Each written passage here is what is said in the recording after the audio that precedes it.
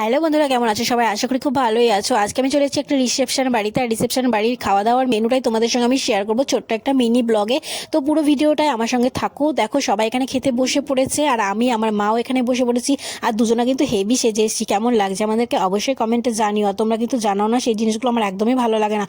যাই হোক, ভিডিওটা স্কিপ করো না, পুরোপুরি দেখতে থাকো। আমি কী কী দিয়ে খাই পুরোটাই তোমাদের সঙ্গে শেয়ার করবো। প্রথমেই আমাকে একটা এখানে লেবু দিয়ে গেল, আর লেবুটার বুক কাটেনি, আমার একদমই পছন্দ হয় না এই জিনিসটা। তারপর এখানে দিয়ে গেল একটা চিকেন পকোড়া। পকোড়াটা একদম ঠান্ডা হয়ে গেছে, তাই আমি এক কামড় দিয়ে আমার একদম ভালো লাগেনি, আমি এটাকে সাইডে রেখে দিলাম। তারপরে এখানে দিয়ে গেল বেবি নান, আর এইটা খেতে তো আমার দারুণ লাগে। সঙ্গে চানা মশলা, চানা মশলার আমি চানাই খুঁজে পাচ্ছিলাম না, শুধু মশলাই ছিল।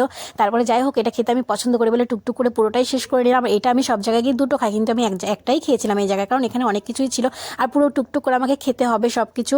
তারপরে এখানে ছিল ভাত আর ডাল। আমি ভাত আর ডাল নিইনি, আমাকে ভুল করে আমার থালে দিয়ে দিয়েছিল। আমি আমার থালের থেকে তুলে মাকে দিয়ে দিয়েছি, কারণ খাবার নষ্ট করতে আমার একদম ভালো লাগে। আমি এখানে নিয়েছিলাম আলুর চিপস, আর সেটা নিয়ে টুকটুক করে খাচ্ছিলাম।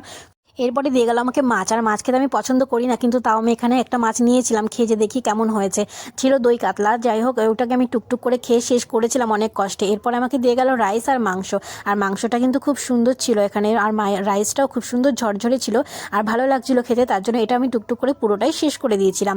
এরপরে এখানে স্যালাড নিয়ে নিয়েছিলাম নতুন করে আবার আমি, তাই স্যালাডটাকে টুকটুক করে খাচ্ছিলাম। আর এখানে ছিল ফ্রুট চাটনি আর পাঁপড়। এই দুটো খাওয়া শেষ করতে আমার থালে দিয়ে গেল একটা বড় দেখে লট চমচম আর একটা রসগোল্লা। আর মিষ্টি খেতে তো আমি সব ভিডিওতেই বলি আমি পছন্দ করি, আর মিষ্টি আমি খাবোই যেখানেই হোক না কেন।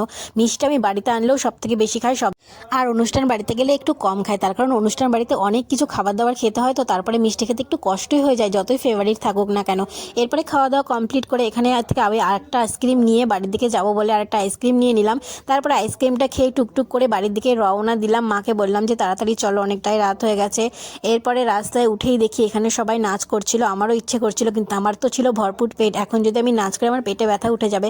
তারপর টুকটুক করে আমি বাড়ির দিকে চলে আসলাম। আর আজকের ভিডিওটা আমার এইটুকুই ছিল। তোমাদের কেমন লাগলো আমাকে অবশ্যই কমেন্টে জানিও। ভালো লাগলে একটা লাইক করে দিও, বন্ধুদেরকে শেয়ার করে দিও। ততক্ষণ ভালো থেকো, সুস্থ থেকো, ধন্যবাদ। দেখা হবে অন্য কোনো ভিডিওতে।